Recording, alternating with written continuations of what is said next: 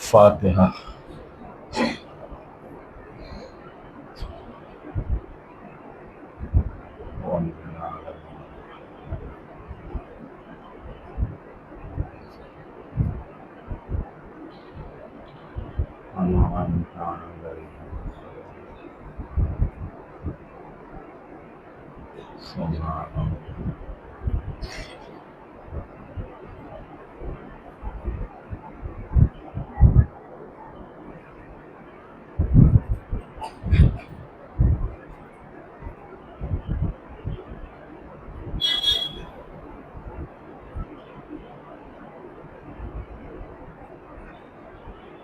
لا حول ولا قوة إلا بالله العلي العظيم. أعوذ بالله من الشيطان اللعين الرجيم. بسم الله الرحمن الرحيم. الحمد لله رب العالمين. الصلاة والسلام على رسوله الكريم سيدنا ونبينا وشفيع المذنبين أبي القاسم محمد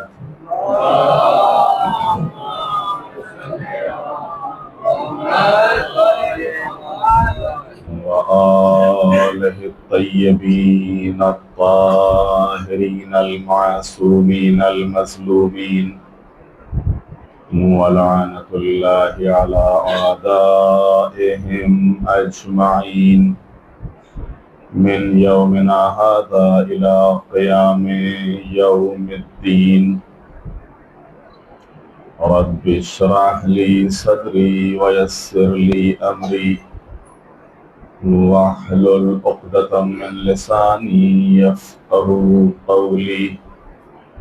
أما بعد فقد قال الله الحكيم في القرآن الكريم. بسم الله الرحمن الرحيم. هو الذي أرسل رسوله بالهدى ودين الحق ليظهره على الدين كله ولو كره المشركون. صلوات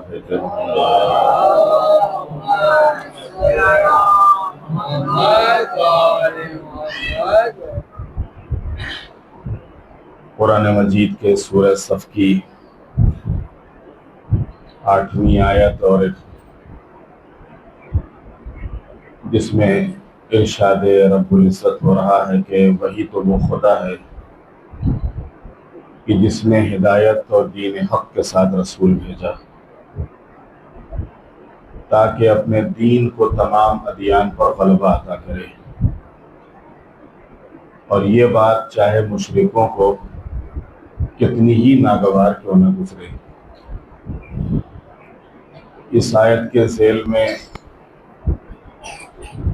دین کی حفاظت میں ائمہ کے کردار کے عنوان سے گفتگو اپنے آخری مرحلے میں ہے، اور اب تک امیر المومنین سے لے کے 7ویں امام حضرت امام موسیٰ کاظم علیہ السلام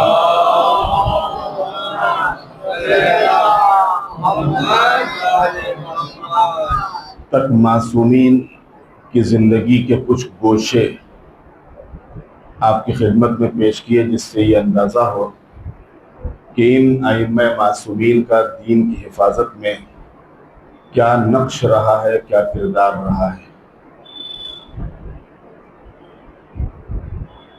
7ویں امام کی جن کی زندگی کا بیشتر حصہ زندان کی نذر ہوا اور ہارون الرشید جو کہ آپ کی شہادت کے وقت تخت خلافت کے اوپر تھا اور جس نے آپ کو زہر دلوایا تھا، اور یہ بات تقریباً لوگوں کے اوپر ظاہر اور آشکار بھی ہو گئی تھی کہ سندی بن شاہق کہ جس کے ذریعے سے زہر دلوایا تھا، اس کو حکم دینے والا اور وہ زہر فراہم کرنے والا خود ہارون الرشید ہی تھا۔ ہارون الرشید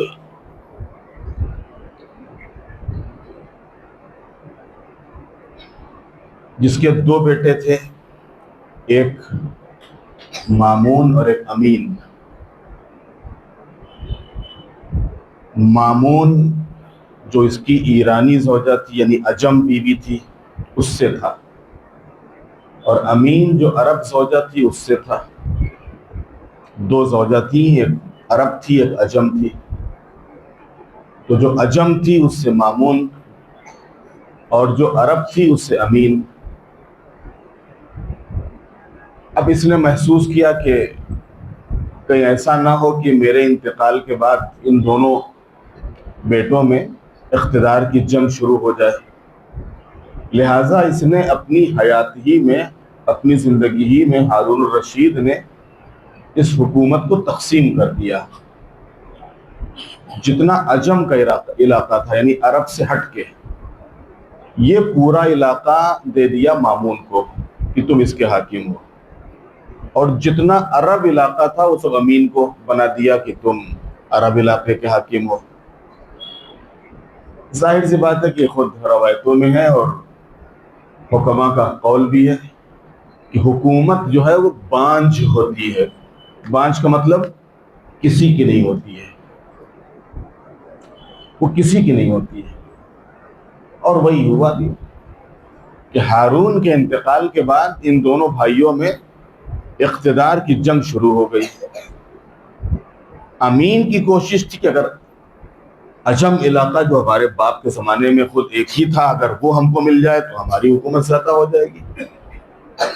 مامون کی کوشش یہ تھی کہ اگر یہ عرب، ہم خود عرب ہیں، ہمارے بابا عرب تھے، لہذا اگر یہ ہم کو عرب علاقہ مل جائے جس طریقے سے ہمارے بابا کی حکومت تھی ہارون رشید کی، تو ہماری حکومت ویسی بڑی ہو جائے گی۔ ان دونوں میں اختلاف ہوا۔ اختلاف کے نتیجے میں باقاعدہ ایک دوسرے کے اوپر باقاعدہ فوجی چڑھائی بھی کی ایک دوسرے کے اوپر۔ مامون نے امین کے اوپر اور امین نے مامون کے اوپر۔ بالآخر نتیجہ یہ نکلا کہ خود مامون کے سپاہیوں نے امین کو، جو کہ بھائی تھا، اسے قتل کر دیا۔ امین کو قتل کر دیا، اور امین کو قتل کرنے کے بعد اب ظاہر سی بات ہے کہ پوری حکومت کا جو حاکم قرار پایا کون؟ مامون۔ لیکن امین کے قتل سے عربوں کی جو غیرت تھی اس کو دھچکا لگا، اور عربوں نے سوچا کہ ہمارے عرب حاکم کو اس عجم نے مار دیا ہے، لہذا ہم یہاں کے اوپر اس کو حکومت مضبوط اس کی ہونے نہیں دیں گے، اس کی حکومت یہاں پر ہم مضبوط ہونے نہیں دیں گے اور اس کو یہاں پر حکومت کرنے نہیں دیں گے۔ اور عربوں کے اندر مامون کے لیے بغاوت پیدا ہو گئی۔ اب مامون کیا کرے، اس بغاوت کو کیسے دبائے؟ یہ جانتا تھا کہ اس بغاوت کا ایک ہی حل ہے، اور پورے عرب اور عجم میں اگر اس وقت کوئی محبوب شخصیت ہے تو وہ ہمارے 8ویں امام حضرت علی ابن موسیٰ رضا کی،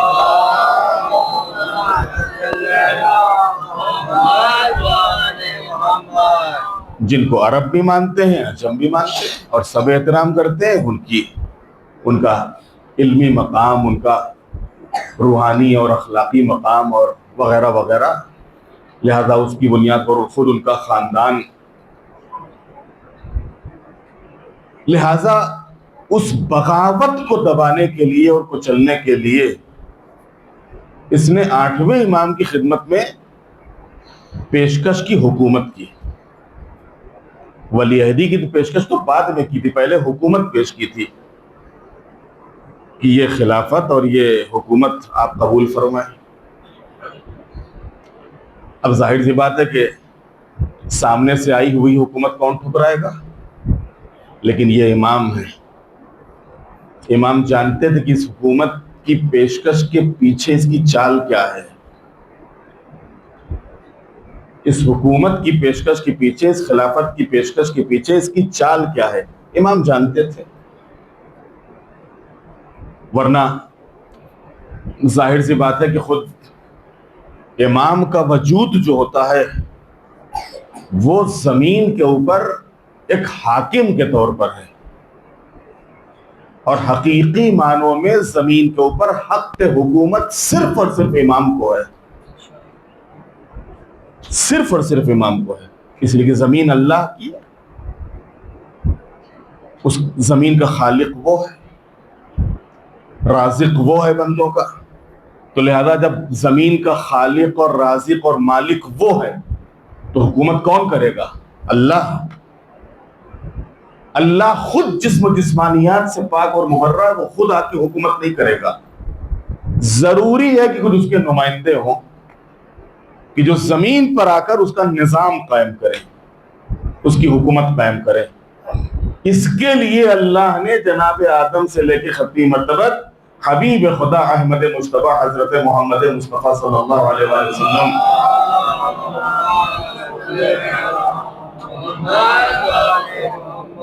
تک، اور اس کے بعد امیر المومنین سے لے کے امام زمانہ تک ایک شاندار سلسلہ جاری کیا. یہ سارے انبیاء کیوں آئے؟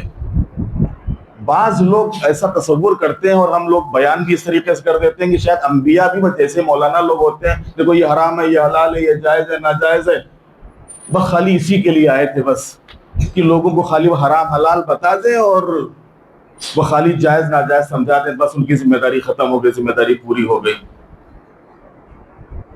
انبیاء خالی جائز اور ناجائز سمجھانے کے لیے نہیں آئے تھے، خالی حرام حلال بتانے کے لیے نہیں آئے تھے.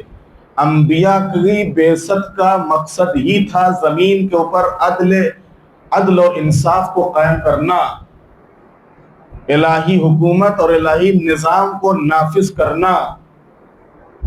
اللہ نے جناب آدم کی خلقت کے وقت کیا فرمایا تھا؟ انی جاعل فی الارض خلیفہ، میں زمین پر خلیفہ بنا رہا ہوں. خلیفہ کا مطلب کیا ہوتا ہے؟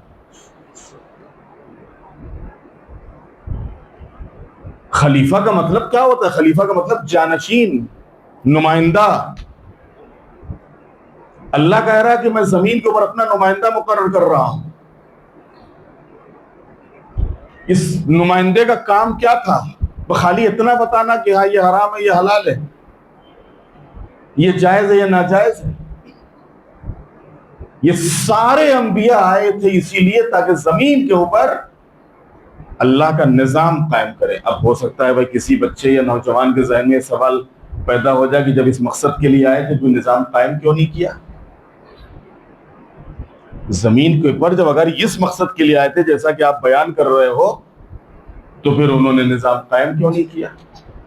عزیزان محترم، دیکھیے اللہ یقیناً جناب آدم سے لے کے ختمی مرتبہ تک اور امیر المومنین سے لے کے امام زمانہ تک سب کا مقصد تھا زمین کے اوپر الہی نظام کا قائم ہونا، عدل اور انصاف کے پرچم کو لہرانا.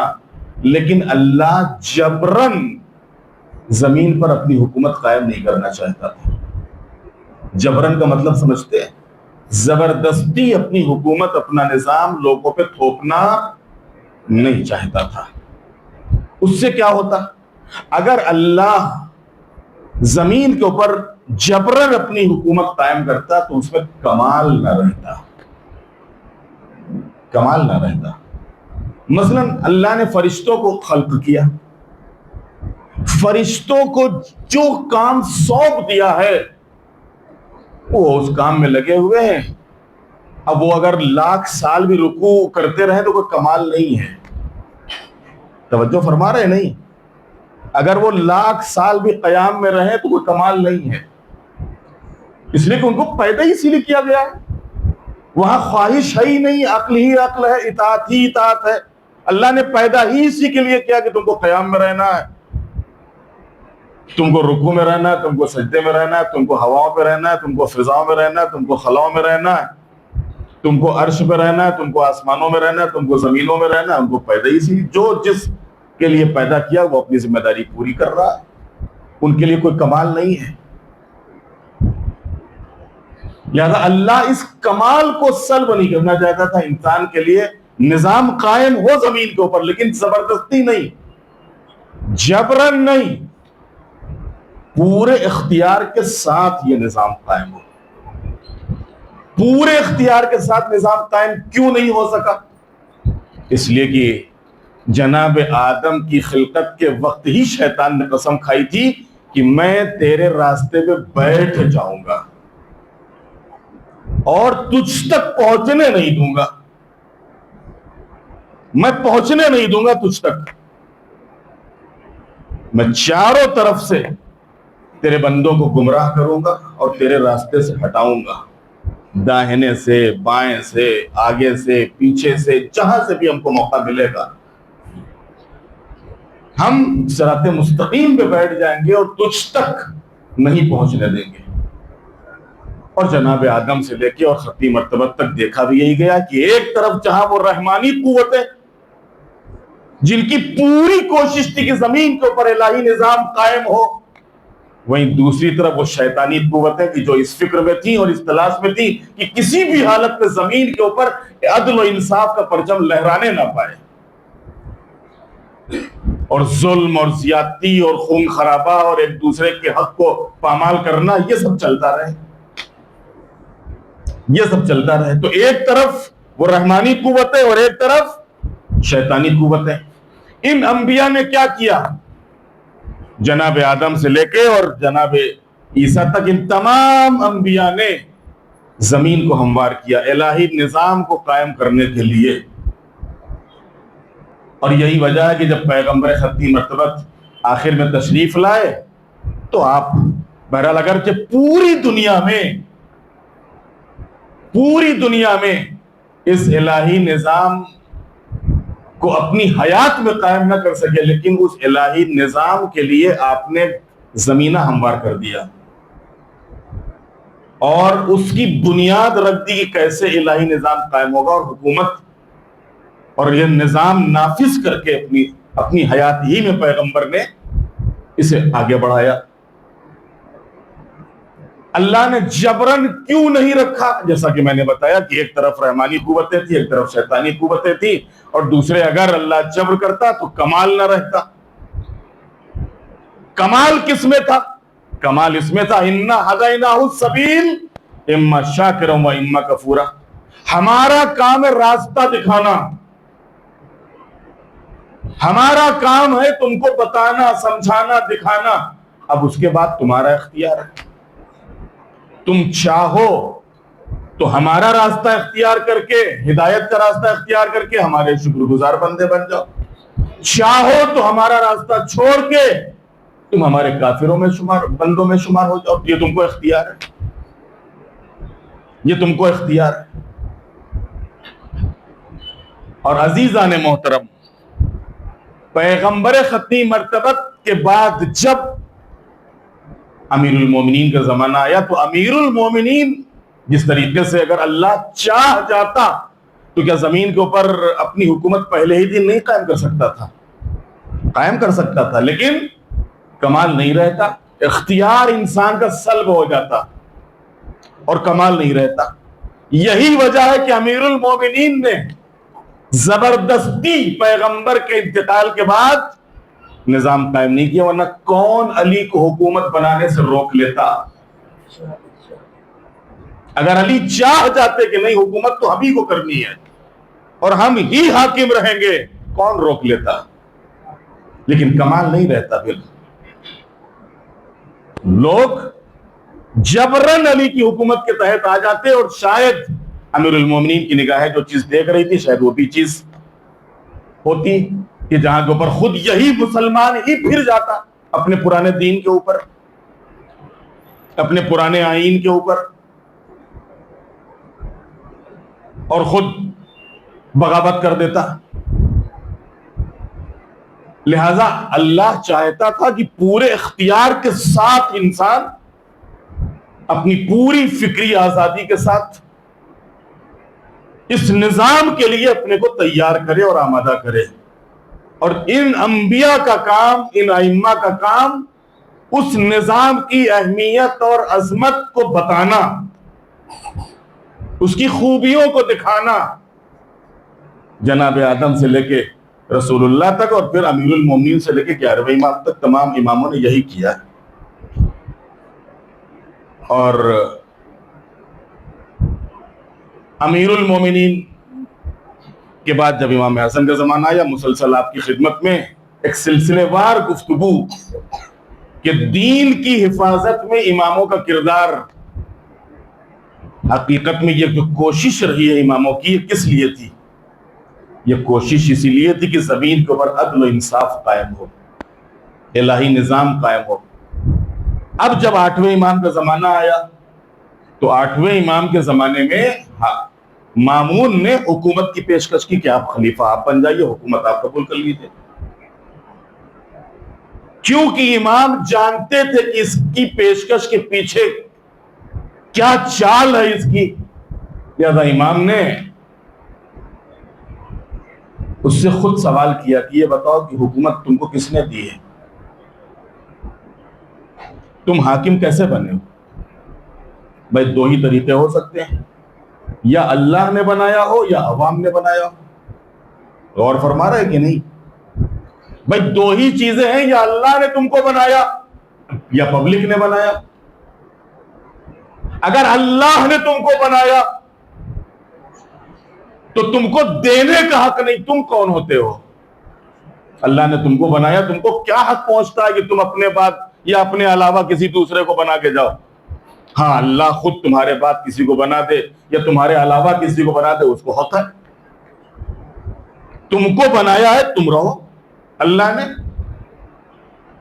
تم کو تو حق نہیں پہنچتا کہ اللہ نے ہم کو بنایا، اب ہم اپنی جگہ پہ دوسرے کو بنا رہے ہیں۔ کہاں سے حق پہنچ گیا؟ اللہ نے تم کو کہاں حق دیا؟ تو یا تو اللہ نے بنایا یا عوام نے بنایا۔ اگر اللہ نے بنایا تو تم کو دینے کا حق نہیں۔ دوسری چیز، اگر عوام نے بنایا، تم کو پبلک نے ووٹ دیا، پبلک نے چنا۔ اگر پبلک نے تم کو چنا ہے تو مجھے لینے کا حق نہیں، پبلک نے تم کو چنا ہے، مجھے نہیں۔ ایک صلوات بھیج دیں محمد والے محمد۔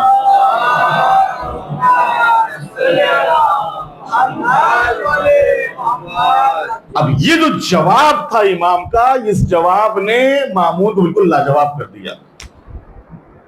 اب کوئی اس کے پاس جواب ہی نہیں تھا کہ کیا کرتا۔ کہ اچھا ٹھیک ہے، اگر آپ خلافت قبول نہیں کر رہے ہو تو آپ ولی عہدی قبول کر لو، آپ ہمارے پرائم منسٹر بن جاؤ۔ امام کے سامنے جس طریقے کے حالات تھے، دیکھیں امام کبھی بھی شہادت دینے سے پیچھے نہیں ہٹتا ہے، لیکن شہادت کب؟ جب اس شہادت کا کوئی فائدہ ہو تب۔ جب شہادت کا کوئی فائدہ ہو تب امام حسین معلوم تھا کہ ہاں یہ دین بغیر شہادت کے نہیں بچے گا۔ امام نے کہا ہم کیا، ہمارا اپنے پورے بھرے گھر کو لوٹا دیں گے، سب کو قربان کر دیں گے۔ اگر دین ہمارے قتل سے اور ہماری اولاد کے قتل سے بچتا ہے تو سب قتل ہو جائے، سب شہید ہو جائے۔ تو شہادت دینے سے کبھی امام پیچھے نہیں ہٹتے ہیں، لیکن اگر اس شہادت سے کوئی مقصد حاصل ہو رہا ہو تو امام جانتے تھے کہ اس موقع کے اوپر اگر اس سے کوئی مقابلہ کیا جائے اور اس میں اس دنیا سے چلے بھی جائے تو نتیجہ کیا ہوگا؟ نتیجہ یہ ہوگا کہ جو دین کا کام ہو رہا ہے وہ بھی رک جائے گا اور یہ دین آگے نہیں بڑھ پائے گا۔ لہذا آپ نے ان تمام حالات کو دیکھتے ہوئے اور ان تمام مصلحتوں کے تحت ولی عہدی کو قبول کر لیا۔ بعض لوگ کہتے ہیں کہ مامون نے جو ہے وہ ڈرایا تھا اور دھمکایا تھا کہ اگر ولی عہدی نہیں قبول کریں گے تو آپ کا سر قلم کر دیں گے اور آپ کو جان سے ہاتھ دھونا پڑے گا۔ کتابوں میں ہے، روایتوں میں ہے، لیکن یہاں کے اوپر میں ایک بات کہا کرتا ہوں کہ دیکھیے امام ہمیشہ شجاع ہوتا ہے، امام کبھی قتل سے یا موت سے نہیں ڈرتا ہے۔ امام کی جو صفتیں ہیں ان صفتوں میں سے ایک صفت ہے شجاعت، امام بہادر ہوتا ہے، کوئی سامنے دھمکی دے کے وہ امام کو دبا نہیں سکتا ہے، امام کو قائل نہیں کر سکتا، امام کو تسلیم نہیں کر سکتا ہے۔ لیکن جیسا کہ میں نے عرض کیا کہ امام نے کوئی ڈر کے یا دب کے نہیں، بلکہ امام کے سامنے جو حالات تھے، جو مصلحتیں تھیں، ان مصلحتوں کے تحت ہمارے 8ویں امام نے ولی عہدی کو قبول کر لیا۔ اب جو ولی عہدی کو قبول کر لیا تو کیونکہ مامون کا جو پائے تخت تھا وہ خراسان تھا، اور بنی عباس نے ہمیشہ چاہا 7ویں امام سے لے کے اور 11ویں امام تک جتنے بھی امام ہیں کہ انہوں نے خود اماموں کو ان کے وطن میں نہیں رہنے دیا ہے۔ یہ ڈرے سہمے گھبرائے رہتے تھے کہ اگر ہم سے دور رہیں گے تو نہیں معلوم جو ان کے عقیدت مند ہیں، جو ان کے محب ہیں، ان کے شیعہ ہیں، کہیں ان کی تعداد اتنی زیادہ ہو جائے کہ کہیں کوئی انقلاب برپا کرتے تو ہمارے لیے خطرہ بن جائے، ہماری حکومت کے لیے خطرہ بن جائے، لہذا ہماری نظروں کے سامنے رہے تاکہ ان سے کوئی خطرہ نہ رہے۔ چنانچہ اس نے 8ویں امام کو بھی خط لکھا اور کچھ لوگوں کو آپ کو لینے کے لیے بھیجا۔ امام جب مدینے سے جا رہے تھے تو حقیقت میں امام نے پہلے ہی آگاہ کر دیا تھا کہ جا تو رہا ہوں لیکن اب واپس نہیں آؤں گا، مدینے سے جا تو رہا ہوں لیکن اب واپس نہیں آؤں گا مدینے۔ امام تشریف لے گئے۔ اس پورے راستے میں مامون کی کوشش یہ تھی، اور مامون نے اپنے تمام کارندوں اور سپاہیوں کو حکم دیا تھا کہ دیکھو جن جن بستیوں میں ان کے محب، ان کے چاہنے والے، ان کے شیعوں کی آبادی ہے، لہذا ان بستیوں سے ان کو مت گزارنا، اور ایسی بستیوں سے اور ایسے راستے کا انتخاب کرنا کہ جس میں ان کے محب اور ان کے شیعوں کی آبادی نہیں ہے۔ چنانچہ ان سپاہیوں نے ویسے کچھ راستے اختیار کیے، اور چلتے چلتے یہ پورا قافلہ پہنچا خراسان۔ خراسان پہنچنے کے لیے یہ جو نیشا پور ہے، یہ سمجھیے کہ خراسان میں اگر آپ کو انٹر ہونا ہے، خراسان میں داخل ہونا ہے، تو بغیر نیشا پور کے انٹر نہیں ہو پائیں گے۔ آپ روڈ سے جاؤ، ٹرین سے جاؤ، آج کے زمانے میں بھی اگر آپ روڈ سے جا رہے ہو تب بھی آپ کو نیشا پور سے گزرنا ہوگا، ٹرین سے جا رہے ہو تب بھی آپ کو نیشا پور سے گزرنا ہوگا، تبھی آپ مشہد پہنچ پاؤ گے، اس سے پہلے اس کے علاوہ کوئی راستہ نہیں۔ تو اس زمانے میں بھی خراسان آنے کے لیے نیشا پور سے گزرنا ہوتا تھا۔ نیشا پور ایک ایسا سٹی تھا اس زمانے میں بھی کہ جہاں کے اوپر علماء، فضلاء، اور نہ صرف یہ امام کو امام ماننے والے، بلکہ ایسی تعداد کہ جو امام کو 8واں امام نہیں مانتی تھی، امیر المومنین کو پہلا خلیفہ تسلیم نہیں کرتی تھی، وہ بھی آل رسول ہونے کی حیثیت سے اور 8ویں امام کے فضل اور مقام اور مرتبے سے واقف تھے، لہذا وہ سب کے سب امام کے استقبال کے لیے نکل پڑے۔ امام کے استقبال کے لیے نکل پڑے 70,000 افراد، 70,000 افراد امام کے استقبال کے لیے نیشا پور آ گئے، نیشا پور کے خراسان کے دروازے کے اوپر۔ ادھر سے امام کی سواری اور ادھر سے مجمع۔ جیسے جیسے امام کی سواری قریب آتی جا رہی تھی، مجمع کا شوق اور اشتیاق اور بڑھتا جا رہا تھا۔ اب جیسے ہی امام کی سواری قریب آئی، مجمع سے ایک شور بلند ہوا، فرزند رسول ذرا روح مبارک کی زیارت کروائیے، ذرا چہرہ دکھائیے۔ عزیزان محترم، آج 1400 سال گزرنے کے بعد جبکہ ہمارا امام ہماری نظروں کے سامنے نہیں ہے، لیکن امام کی زیارت کی تڑپ کون سا شیعہ ہے جس کے دل میں نہ ہو؟ آپ مشہد جاتے ہو، نجف جاتے ہو، کربلا جاتے ہو، کاظمین جاتے ہو، سامرہ جاتے ہو، کیا امام کی زیارت ہوتی ہے آپ کو؟ کوئی ہے اس میں کہ جو کہے کہ ہاں ہم نے امام کی زیارت کی ہے؟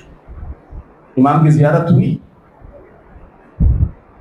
امام کی زیارت نہیں ہوتی ہے، امام کی قبر کی زیارت ہوتی ہے، امام کی زری کی زیارت ہوتی، امام کے روضے کی زیارت ہوتی، امام کی زیارت تو نہیں ہوتی۔ لیکن اس قبر کی زیارت کے لیے کتنی تڑپ ہے ہمارے اندر، اس زری کی زیارت کے لیے کتنی تڑپ ہے، اس روضے کی زیارت کے لیے کتنی تڑپ ہے۔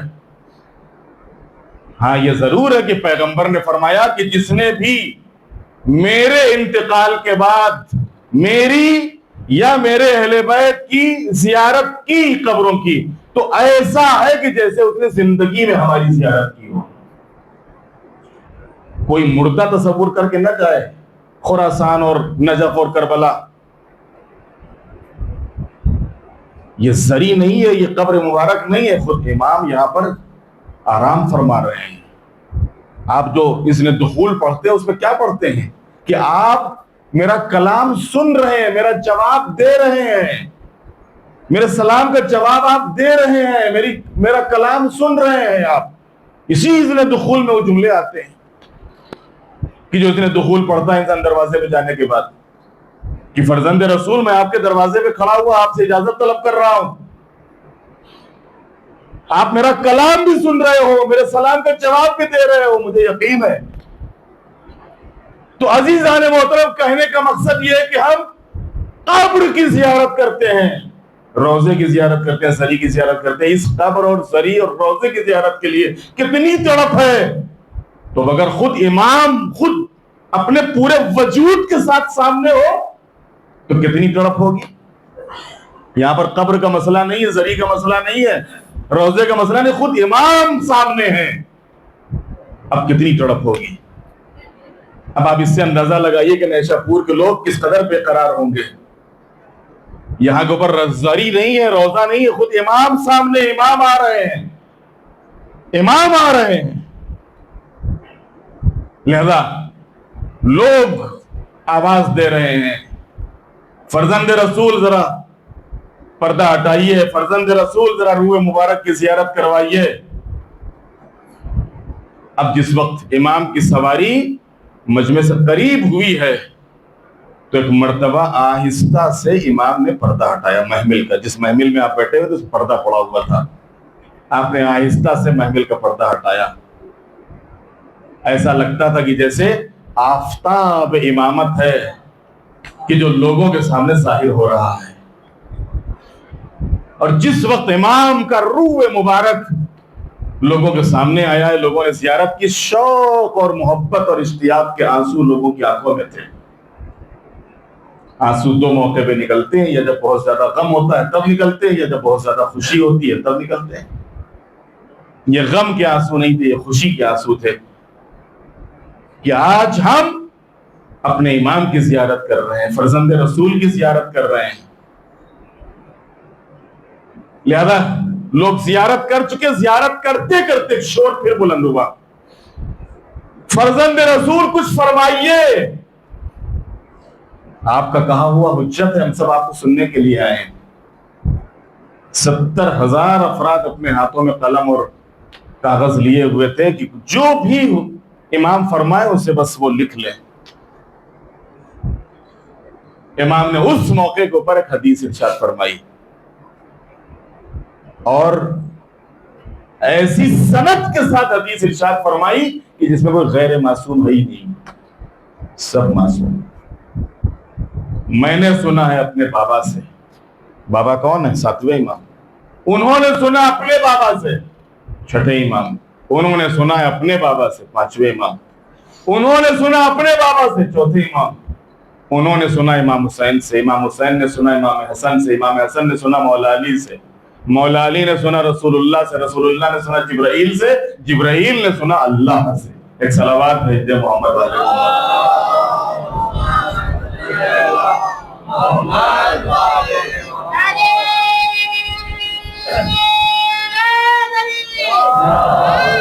اللہ فرما رہا ہے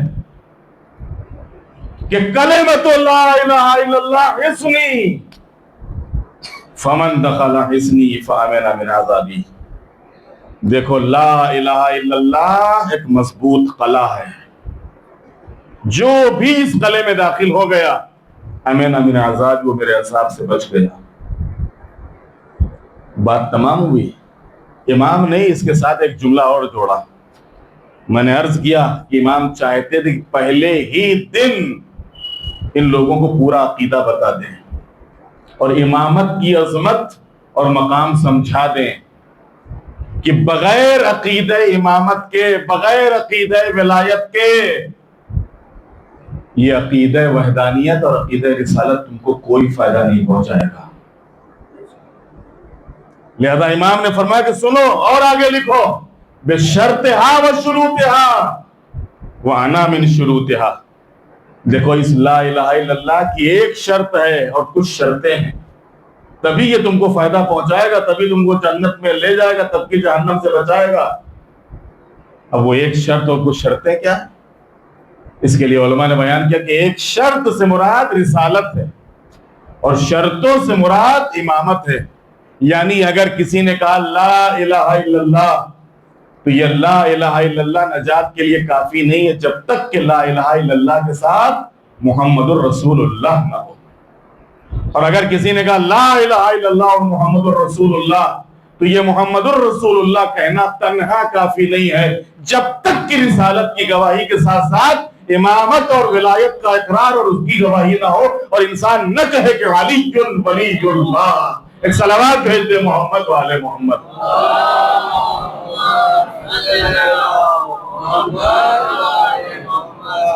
اب امام جو ہے خراسان تشریف لائے. دین کی حفاظت میں اماموں کا کردار، یہ ساری زحمتیں امام کاہے کے لیے اٹھا رہے ہیں؟ دین کے لیے، اسلام کے لیے، شریعت کے لیے. مدینہ کیوں چھوڑا؟ مدینے میں رہتے کیا لینا دینا تھا کسی سے؟ لیکن صرف دین کی پاسبانی کے لیے، شریعت کی حفاظت کے لیے. اب کیسے خراسان میں آنے کے بعد دین کو بچایا ہے اور شریعت کو بچایا، دین کو پھیلایا ہے. کیسے پھیلایا ہے؟ یہ آج جو ایران میں آپ حقیقت میں چاروں طرف علی والوں کو دیکھ رہے ہیں، حقیقت میں یہ ایران میں اتنی بڑی تعداد میں موالیان امیر المومنین کی آبادی، ان کا موجود ہونا، یہ صدقہ ہے ہمارے 8ویں امام حضرت امام علی رضا کے وجود بابرکت.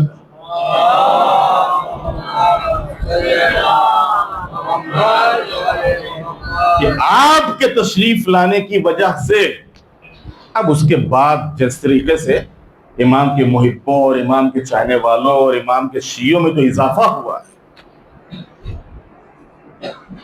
چنانچہ کیسے اضافہ ہوا؟ امام نے باقاعدہ خراسان میں مناظرے کیے ہیں، مباحثے کیے ہیں، علمی جوابات دیے ہیں، دلیلیں فراہم کی ہیں.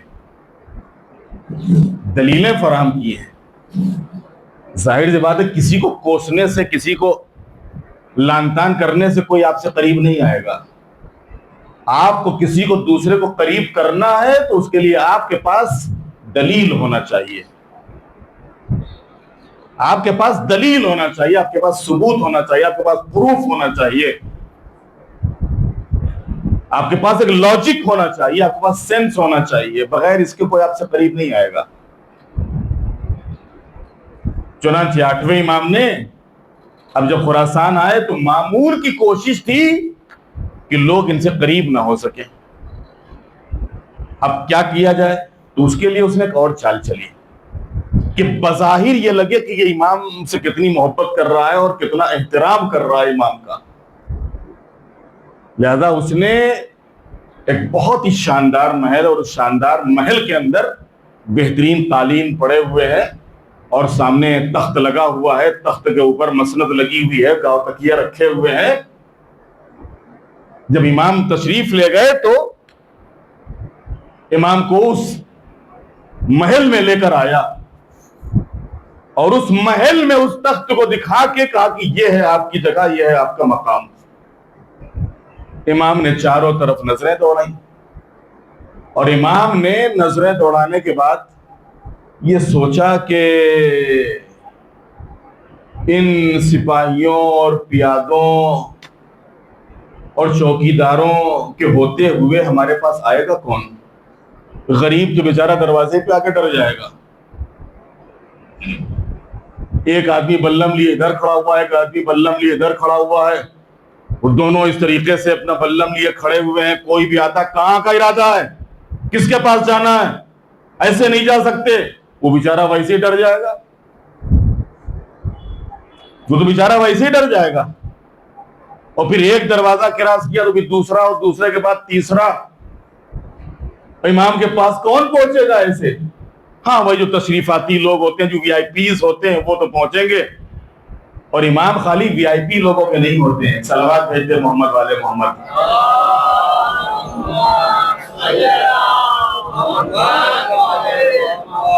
امام چاہتے تھے کہ سماج کی ہر فرد بغیر کسی خوف اور ڈر اور بغیر کسی رکاوٹ کے ان کے پاس آ سکے، ان سے ملاقات کر سکے، ان سے اپنے مسئلے کا حل کر جان سکے۔ چنانچہ امام نے ایک نظر دوڑائی محل کے اوپر، اور محل کے اوپر نظر دوڑانے کے بعد فرمایا کہ ہماری مسند یہاں سے اٹھا کے ہمارا بوریا جو ہے وہ محل کے باہر لگا دیا جائے۔ یہ کیا کہا؟ نہیں، وہی میں بیٹھوں گا۔ محل کے باہر امام تشریف فرما ہوتے تھے، اور لوگ اب بغیر کسی خوف کے، بغیر کسی ڈر کے لوگ آتے تھے کہ ہاں اس وقت اگر چلو گے تو امام سے دیکھو وہاں کے اوپر بیٹھے ہوں گے، وہاں تشریف فرما ہوں گے، وہاں ملاقات ہو جائے گی۔ اب ان کا جو بھی مسئلہ ہوتا تھا، جو بھی مشکل ہوتی تھی، وہ آ کے امام کی خدمت میں بیان کرتے تھے، امام اس کا حل بتا دیتے تھے، اس مسئلے کا حل بتا دیتے، اس مشکل کو آسان کر دیتے تھے۔ نتیجہ یہ ہوا کہ خراسان کے لوگوں کے دلوں میں امام گھر کر گئے، دلوں کے اندر امام نے جگہ بنا لی۔ ہر شخص امام کا احترام، ہر شخص امام کی عظمت کا قائل۔ چنانچہ کتنی چند دنوں میں امام کی جو مقبولیت تھی، امام کی جو محبت تھی، یہ کس طریقے سے لوگوں کے دلوں میں تھی، اس کا اندازہ آپ اس سے لگائیے کہ جس سال امام تشریف لے گئے تو کچھ ہی دنوں کے بعد رمضان المبارک، اور رمضان کے بعد عید آ گئی۔ توجہ کیجئے گا عزیزو، اب جب عید کا دن آیا تو مامون نے امام کے پاس پیغام پہنچایا کہ اس سال عید کی نماز آپ پڑھائیں گے، اس سال عید کی نماز آپ پڑھائیں گے۔ امام نے فرمایا ٹھیک ہے، پڑھا دیں گے نماز پڑھانے میں کیا ہے۔ چنانچہ اب جیسے ہی یہ خبر پورے خراسان میں عام ہوئی، رات ہی سے لوگ دیوانہ وار، کل میرا امام نماز پڑھائے گا، کل ہمارا امام کل امام کے پیچھے نماز پڑھنے کا موقع ملے گا۔ انصاف سے بتائیے کہ اگر سورت کے اندر اعلان ہو جائے کہ نائب امام مرجع تقلید آغا سیستانی تشریف لا رہے ہیں اور وہ سورت میں نماز پڑھائیں گے، خالی اعلان ہو جائے کہ وہ نماز پڑھانے کے لیے آ رہے ہیں، ایک وقت کی نماز یہاں کے اوپر پڑھائیں گے، معلوم ہوا کہ پورا بمبئی اور سلواسا اور انکلیشور اور بھروچ اور بڑودہ اور یہاں سے لے کے سوراشٹر تک، اور جہاں جہاں لوگوں کو خبر ملے کہ ارے بھائی چلو سورت، خیریت تو کہاں جا رہے ہو؟ ارے صاحب عراق والوں کو بھی یہ موقع نہیں ملتا جو ہم کو ملا ہے، سیستانی صاحب آ رہے ہیں، ان کے پیچھے نماز پڑھنے کا موقع ملے گا۔ تو عزیزان محترم، آج 1400 سال گزرنے کے بعد جب نائب کی اتنی عظمت ہے اور نائب کے لیے لوگوں کے دلوں کے اندر یہ احترام اور یہ شوق اور اشتیاق پایا جاتا ہے، تو امام کے لیے کتنا ہوگا؟ ایک صلوات بھیج دیں محمد والے محمد۔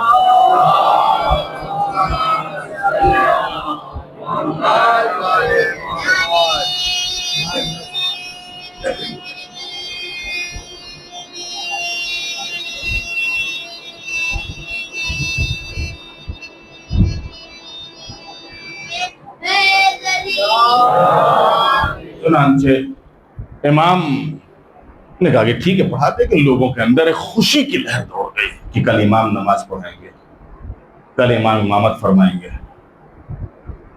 सुबह हुई तो खुरासान की गलियां लोगों से पुर,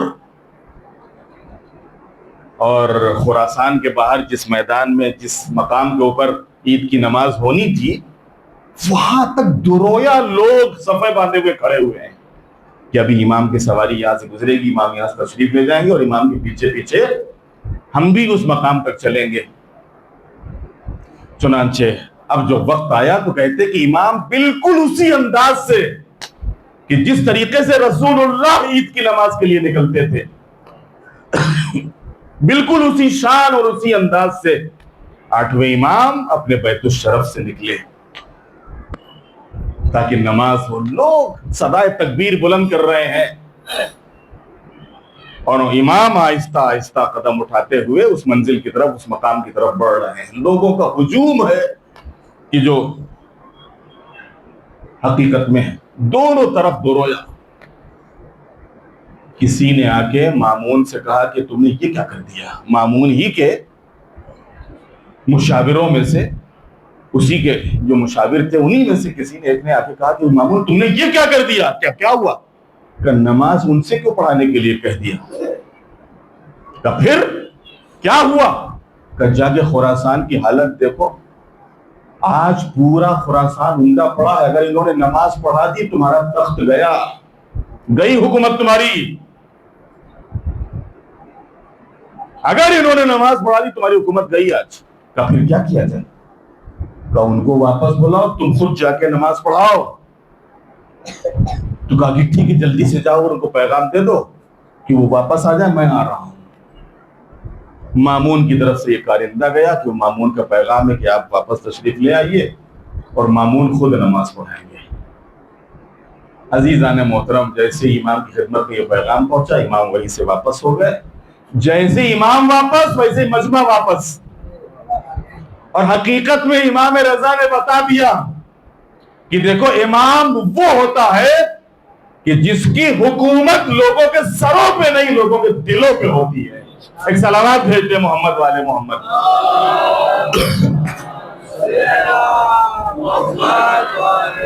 और इमाम लोगों के बनाने का मोहताज नहीं है कि लोग इमाम माने तो इमाम हो। इमाम तो इमाम है, इमाम है, लोग माने या न माने उसकी अजमत पे कोई हर्फ नहीं आता, उसके मकाम और मर्तबे पे कोई आंच नहीं आती। वो इमाम है। इमाम सूरज के तरीके से होता है। इमाम सूरज की मानिंद है। सूरज का काम क्या है? रोशनी देना। सूरज सबको रोशनी देता है। तुम दोपहर में खड़े होके तो हम सूरज को मानते ही नहीं, सूरज निकला ही नहीं, धूप है ही नहीं, फिर भी तुमको रोशनी देगा, फिर भी तुमको रोशनी देगा, तुमसे पर्दा नहीं करेगा। तो सूरज का काम होता है रोशनी देना, नूर फैलाना। इमाम भी सूरज के तरीके से होता है। जिस तरीके से सूरज मानो या ना मानो वो रोशनी देगा, ऐसे इमाम मानो तब भी हिदायत करेगा, नहीं मानो तब भी हिदायत करेगा। एक सलावत भेज दे मोहम्मद वाले मोहम्मद।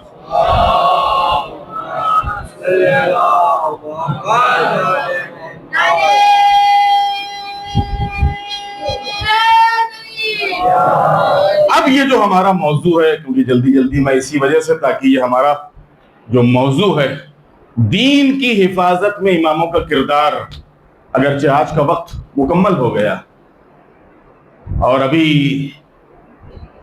4 इमाम बाकी रह गए। अब अगर आपकी तवज्जो रही और कल आपने तवज्जो दी और टाइम से अगर आ गए, क्योंकि कल और भी टाइम कम रहेगा, क्योंकि खाने वाली मजलिस तो वैसे ही थोड़ा सा मजलिस की तरफ फिक्र कम होती है और खाने की तरफ फिक्र ज्यादा होती है कि जितनी जल्दी खत्म हो जाए उतना अच्छा, उतनी जल्दी मिल जाए। तो अगर आप थोड़ी तवज्जो देंगे तो इंशाल्लाह मैं बहुत जल्दी कल अपने इस मौजू को मुकम्मल कर दूंगा और خود امام زمانہ تک، 11ویں امام تک کیسے اماموں نے اس دین کو بچایا، اور پھر 11ویں امام کے بعد امام زمانہ نے اس دین کو بچانے کے لیے غیبت صغرا میں کیا کیا ہے، اور غیبت کبرا میں کس طریقے سے مدد فرما رہے ہیں۔ ایک صلوات بھیج دے محمد والے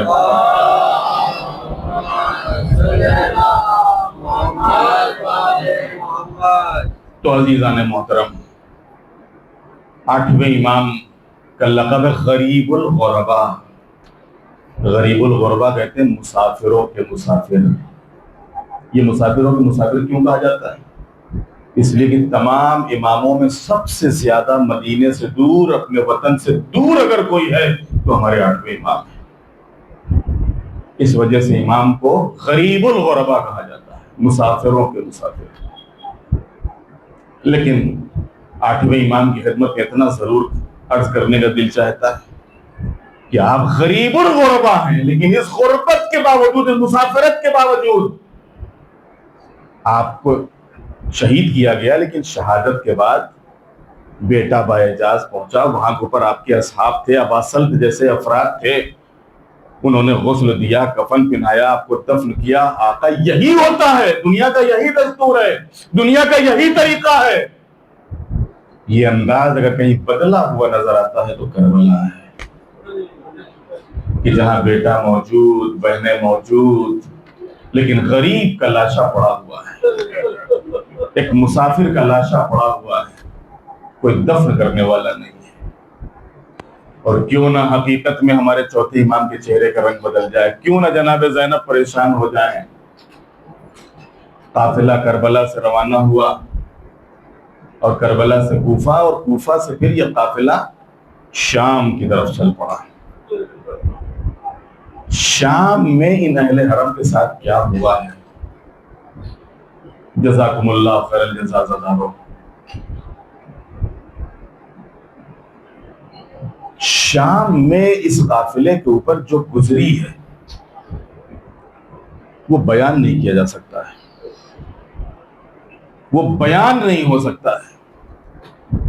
آپ اسی سے اندازہ لگا لیجئے کہ ہمارے چوتھے امام نے جب بھی ان سے پوچھا گیا مولا سب سے زیادہ مصیبت کہاں پڑی، آپ نے 3 مرتبہ کربلا کربلا کربلا نہیں کہا ہے، آپ نے 3 مرتبہ کوفہ کوفہ کوفہ نہیں کہا ہے، آپ نے 3 مرتبہ فرمایا الشام الشام الشام۔ پھر امام فرماتے تھے کہ شام میں ہمیں ایسے کھینچتے ہوئے لے جا رہے تھے کہ جیسے ترک و دیلم کے غلاموں اور قیدیوں کو لے جایا جاتا ہے۔ عام طور سے کوفے میں بعض روایتوں میں ملتا ہے کہ اہل حرم کو ناکوں سے اتارا نہیں کیا تھا، ناکے ہی کے اوپر تھے، نیزوں کے اوپر شہداء کے سر تھے، اور بیویاں خود اہل حرم ناکوں کے اوپر تھیں، اگرچہ ان ناکوں پہ نہ محملیں تھی، نہ ہودج تھے، نہ کوئی پردے کا انتظام تھا۔ لیکن شام میں کیا غضب ہوا ہے، شام میں غضب یہ ہوا ہے کہ قافلے کے آنے سے پہلے پورے شہر کو سجایا گیا اور قافلے کو شہر سے باہر روکا گیا، اور جب پورا شہر پورے طریقے سے آراستہ و پیراستہ ہو گیا تو منادی کی کرائی گئی شام میں، اور اس کے ذریعے سے لوگوں کو بلایا گیا کہ دیکھو ایک باغی نے معاذ اللہ بغاوت کی تھی، خارجی نے خروج کیا تھا، اسے قتل کر کے اس کے گھر والوں کو، اس کے اہل حرم کو لایا جا رہا قیدی بنا کے، اور پورا شام تماشا دیکھنے کے لیے آیا ہے۔ گلیوں میں مرد تھے اور چھتوں کے اوپر عورتیں تھیں، اور حالت یہ تھی کہ جب یہ قافلہ شام کے قریب پہنچا تو اس قافلے کو ناکوں سے اتار لیا گیا، اور ناکوں سے اتارنے کے بعد وہ شہداء کے سر جو صندوقوں میں رکھے ہوئے تھے ان کو صندوقوں سے نکال کے نیزوں پہ بلند کیا گیا، نیزوں کے اوپر بلند کیا گیا۔ آگے آگے شہداء کے سر تھے، اس کے پیچھے ہمارا چوتھا امام، ہاتھوں میں ہتھکڑیاں، پیروں میں بیڑیاں، گلے میں توق، کمر میں لنگر، اور اس کے پیچھے 1 رسن اور 18 گلے، 1 رسن اور 12 گلے۔ اسی ایک رسی میں زینب کا گلا بھی ہے، اسی میں ام کلثوم کا گلا بھی ہے، اسی میں لیلا ہے، اسی میں ام فرما اسی میں فضہ اور اسی میں 4 سال کی سکینہ کا گلا تھا۔ کہتے ہیں کہ جب یہ قافلہ چلتا تھا سکینہ کا گلا تنگ ہونے لگتا تھا، بیویاں یا جھک جاتی تھی یا بیٹھ جاتی تھی۔ کیسے قافلہ آگے بڑھا میں بیان نہیں کر سکتا ہوں عزادارو۔ اور ظالم مرز رسی کو کھینچتے ہوئے، ان اہل حرم کو کھینچتے ہوئے لے جا رہے تھے۔ کیا گزر رہی ہوگی اہل حرم کے اوپر، کیا گزر رہی ہوگی سید سجاد کے اوپر۔ چنانچہ قافلہ شام کی گلیوں سے گزر کے اور بازاروں اور کوچوں سے ہو کے جب دربار یزید کے سامنے آ کے رکا ہے تو جناب زینب نے مرتبہ سوال کیا، فضہ ذرا معلوم کرو قافلے کو یہاں کیوں روکا گیا ہے؟ فضہ نے کسی سے پوچھا تو پتا چلا کہ دربار کو سجایا جا رہا ہے اور دربار کی آئینہ بندی ہو رہی ہے اور مہمانوں کو بلایا گیا ہے، اور جب یہ سارے مہمان آ کے بیٹھ جائیں گے دربار سج جائے گا، مہمان آ کے بیٹھ جائیں گے اور تب جا کے قافلے کو دربار میں داخل کیا جائے گا۔ بس ایک مرتبہ زینب تڑپ گئی، بے قرار ہو گئی۔ وہ زینب کہ جس نے کربلا میں بد دعا کے لیے لبوں کو نہیں ہلایا، کربلا سے چلتے وقت اپنے بھائی اور عزیزوں کے بے گور و کفن لاشیں دیکھے لیکن بد دعا کے لیے لبوں کو نہیں ہلایا۔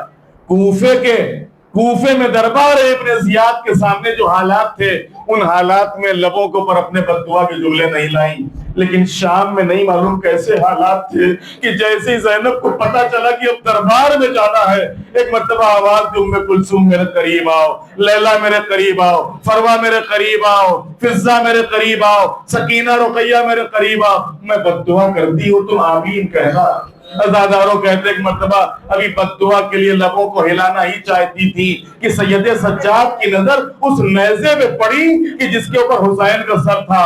کیا دیکھا کہ بابا کی آنکھوں میں آنسو ہے۔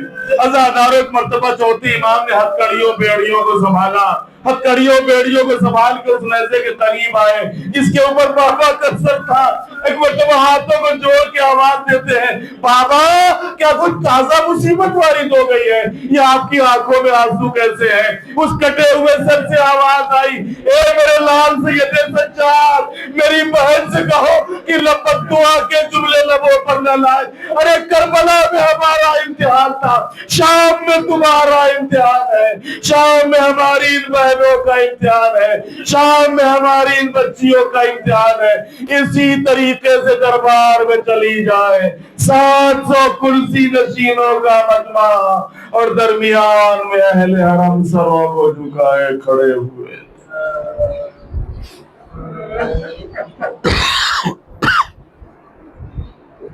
اللہ لعنت